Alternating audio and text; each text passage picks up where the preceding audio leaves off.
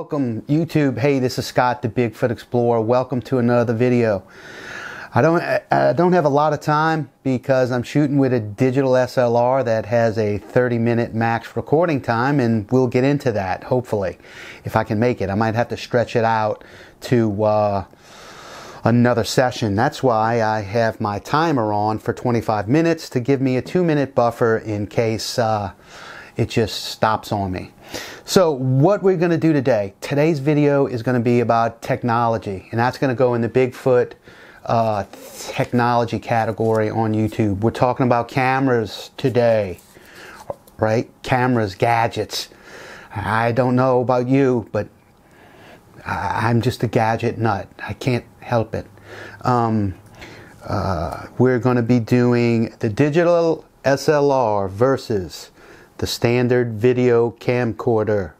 What are the pros and the cons? I could go on all day. But in order to make this short and sweet, let's oh, and I didn't even do this. Thank you. I finally just did it. Now I have less time because I didn't hit start on the timer. That's right, fans. Anyway, so I actually did this myself. I did not rip this off the internet. I sat down with my laptop. I thought real hard and made some bullet points, handwriting, and then I typed it up to keep it organized so we could get through this and it would be somewhat understandable, right? Relatable. So I geared most of these pros and cons generally around using a camera for squatching, which means being in the woods, whether it's day or night, heavy foliage, things of that nature. That's what the application is. Squatch hunting, outdoors, trees, weather. And there were three entities that I used to do the pros and cons, and that's handling and usability, a precise tool versus easy run and gun style, and personal preference and comfortability. We're gonna go over the camcorder pros first. Everybody knows the camcorders. You can get these at Walmart for like 150 to 200 bucks. That's great if you're just starting out, right? You're just starting out, you don't have a lot of money. Bam. Get that. That works. But I'm telling you right now, if you're gonna buy a camcorder, don't spend 200 bucks on it and then spend 40 or 50 on an SD card. Something's kind of weird there, right? Because all SD cards are not created equally. And we can go into that on another video, because Kerry had a problem with his micro SD card for his drone. Contacted me. We went into it, figured out which one he needed. Boom. It was like night and day. The thing worked great. Okay? So, Bigfoot Explorer, the tech guy for squatching. That's what I'm going to try to help y'all with. Camcorder pros. Inexpensive. Ease of use. You pick this thing up, right? You put your hand in it, you open it up, you turn it on, hit record, boom. That's why everybody likes them. That's why YouTube squatching, you generally see these camcorders. They have a long zoom range on them, anywhere from 24, 32, 64 millimeter zoom features on them. That's easy. The pro amps of the internal mics are much better than a digital SLR. Plus, it's pretty comfortable. I mean, it's comfortable, it's easy to use, it does not intimidate the user. I mean, that's why these things are great. Some of the cons for a camcorder like this, smaller sensors. These things, what does sensor size do? You know, you have a 1/1/3 inch sensor, you know, maybe the size of your fingernail.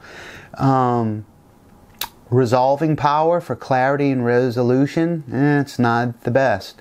Low light capability is diminished. Anybody who's seen it as the sun goes down and gets dark, horrible color banding, the sensor just can't handle it. Larger sensor sizes deal with low light much better.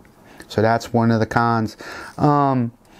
Another thing with camcorders, you'll see this on a lot of squatching videos too. Primarily because people are using their cell phones or a cheap camcorder, and that's autofocus hunting. You know, they're focused in on something. Look here by the back behind the cypress. You see it? Well, there's so much foliage in the way. The autofocusing system here just keeps blurring and then coming in focus and blurring and coming in. That's what's called autofocus hunting. So, you know, you're 60 yards through the woods, you're zoomed in, and this thing's hunting back and forth. You can't tell if that's a Sasquatch leg or an arm or a shoulder or a head or if something walked by. It keeps hunting back and forth. You're never going to see it. You're going to miss it. So autofocus hunting on small, the camcorders, that's a con. Shaky footage, we've all seen it. Robert Dodson, right? We love his videos. I think Squatch Team has taken over Robert's research area. But we were glued to Robert Dodson's video, not because the shakeability was minimized and the blurriness when he zoomed in was minimized. We tuned in because he had possible sightings there for us to see. And sometimes we did see those creatures, right? So, but he was a great example of someone who he had what he had and he used what he had, and guess what? He accomplished way more than I have at this point or ever hoped to. I mean, that's incredible in and of itself. Like sometimes I think after you watch this video, if we'd have taught Robert how to use something like this and he somewhat understood it and really tried to use it, what we would have been able to see. My God, it would have been awesome. So, the shaky optical image stabilization for the cheaper camcorders are crap. Technology's going up. You know, you buy a higher end camcorder or digital SLR, and it's a recent one, anywhere from 2017 to 2019, the optical image stabilization is decent. It's getting a lot better. Another con for the camcorder, you generally don't have the option to take just a still photo whenever you want it. Now let's move over to the digital SLR. The pros of this thing, large sensor, right? Well, it's obvious. The big, large 1-inch sensor for low light ability and resolving power and clarity, resolution. And the lenses, fixed lenses. Okay, that's both a pro and con. We'll get to the cons. But the pros of having those lenses on there, you could tailor whatever application that you need for it, as opposed to a camcorder, which is an internal lens. Full manual and auto control. So you have the best of both worlds. Camcorders have manual control, but ones like this, man, it's buried deep in the menu. It's not very user-friendly at all. Most people, even me, it deters me from using a camcorder manually. I still do, but it's a pain in the butt. So another pro is better autofocusing. Okay, because you can use either full auto or manual controls, you have some type of control over that focus. You can do whatever you want. At a flip of a knob or a button, boom, you go into manual, you do it, boom, you got it. You're not fiddling in this camcorder forever trying to find manual, and whatever action's happening, it's gone. Or you get so frustrated, you want to take this and chunk it against the tree, you know? So, that's one of the pros there too. Of course, the external lens is a pro. Much better image stabilization in your digital SLRs today. They either make it in the external lens or the body, or now they're doing both. So they both work together to give you anywhere from 5 to 7 axis increments on that scale of movement to minimize shaking, even when zoomed in. You also have the option at any moment, video, let's take video. hey, switch right over, take photos, zoom in and take photos. You can't do that with a camcorder. Cons of the digital SLR. Pricey, man. Yeah, they make like $200, $250, $300 Canon Rebels. If that's what you had to get started, remember, that's perfectly fine. But generally, they're more expensive than your camcorder, right? Plus, you know, you got to buy a lens for it. So that's the con when it comes to the lens. Okay, it's great because it offers you flexibility for your use applications, but then it's a con for most people because the lens is another purchase. The other con with these, a lot of people are just intimidated. You look at something like this as compared to this, it's easy. You flip it out, you put your hand in it, you hit the power button, you hit record, and boom, you're going. There's so many buttons and controls on here. It's very intimidating, but I'm telling you, we can work around that. Excuse me. We want to get squatchy folks into using tools that could possibly, if lightning strikes and that squatch happens, we want to be able to get some footage of it, good footage of it, but I'm getting off track. So the learning curve is a con. Handling of this thing, it's heavier, it's bulkier. You don't have a strap, although you can get accessory external grip straps to go in. I have one, sometimes I use it. So it's generally heavier as opposed to something like your general camcorder. The audio, okay, if you just buy this thing, that's another con. Boom, you just buy it. The audio preamps on a digital SLR are crap. The camcorders have better preamps and internal mics than a digital SLR. It's another expense. You're going to have to purchase a decent shotgun or stereo mic for, excuse me, I'm dying here, for your digital SLR if you want to get decent audio, okay? But I've come up with kits, from starter kits all the way to way more expensive stuff. What you're seeing here is somewhat average to above average kits that I have compiled here together. Requires the con, you know, it requires that you learn this a little bit. You don't have to learn everything about photography. You just got to know the few little things. And that's what I'm here to help you guys on. Few little things with your features where you don't have to know everything about the camera, but one or two or three different things, and boom, you can remember those and put the settings on and go. Okay, that'll be a different video. So we talked about the preamp audio stink and the battery stamina. In a digital SLR, your batteries, I mean, unless you're buying high-end Canon and Nikon cameras, and not for video, you know, your general digital SLR, anywhere between 300 and 600 or 700, the battery power stinks. Especially if it's Panasonic, Sony. You may get 45 minutes to an hour, especially if you're using video. So I've had to buy like a dozen batteries, right? As opposed to a camcorder, you can buy these bigger batteries and external batteries, and one or two will last all day.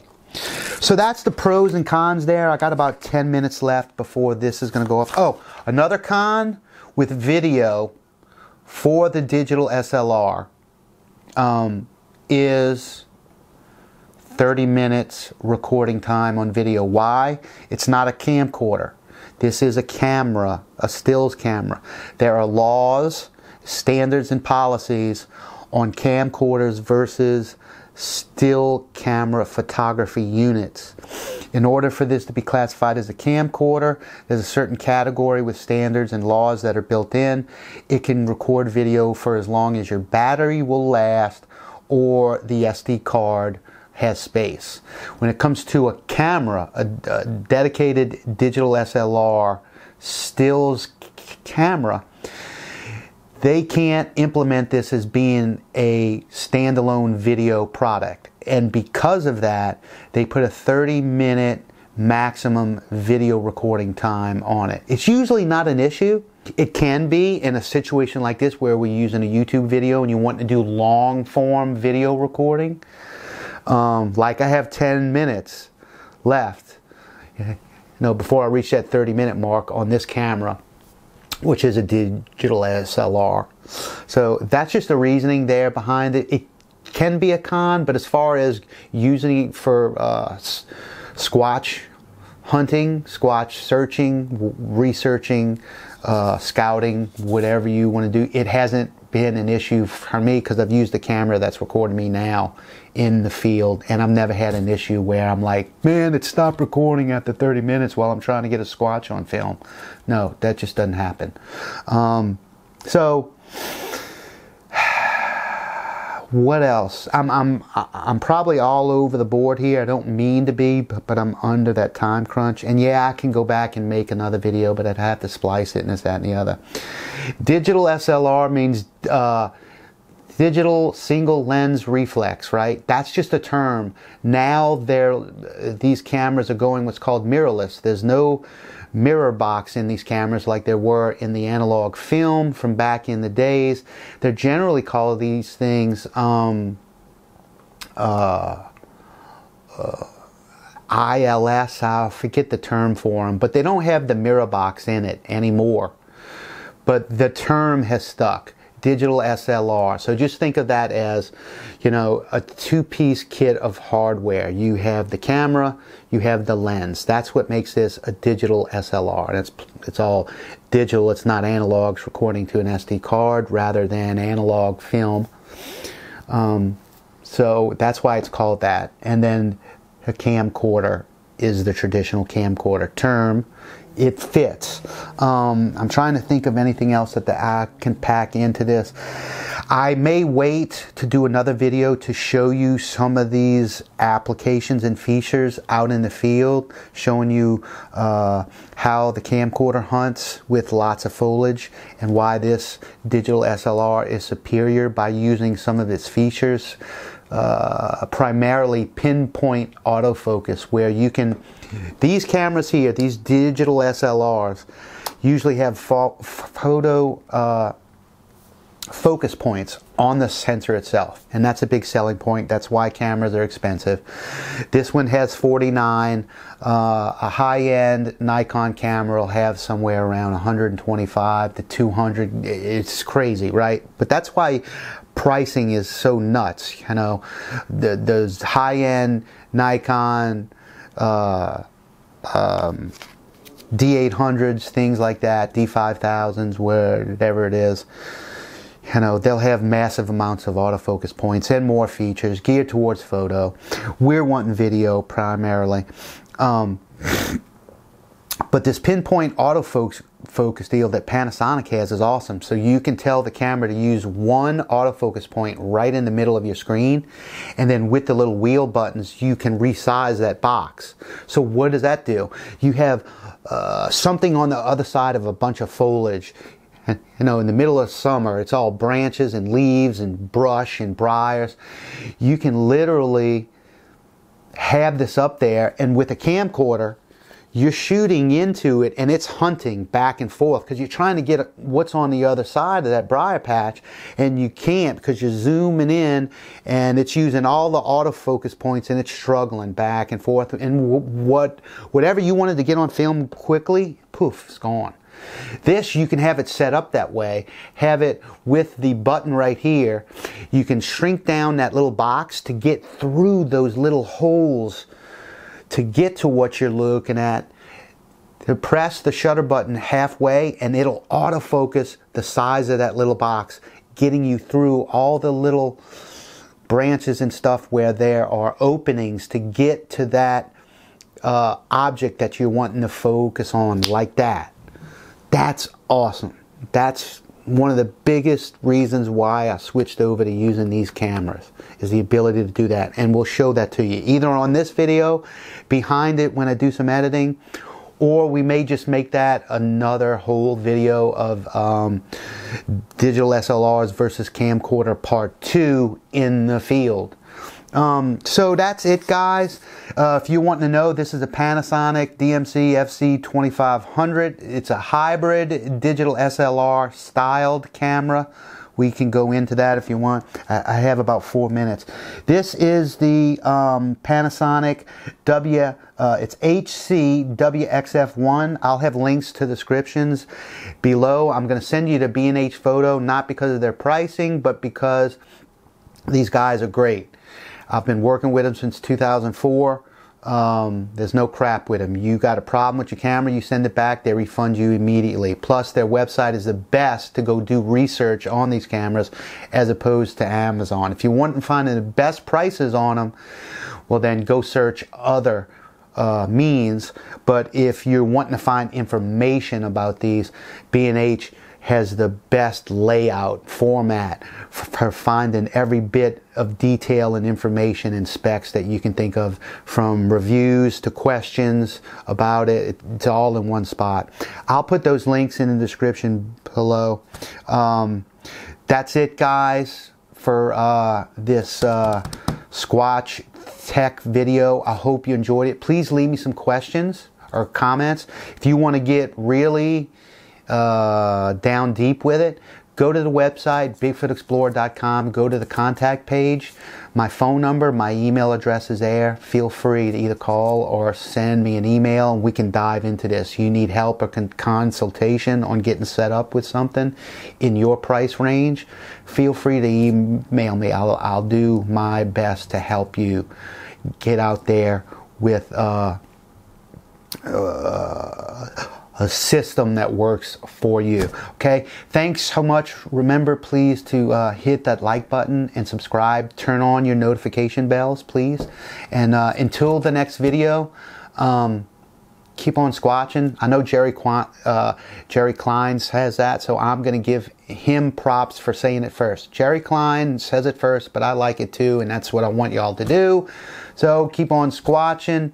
Come to Big Explorer, the Squatch Tech guy, for all your questions and comments. Thanks so much, and have a good one.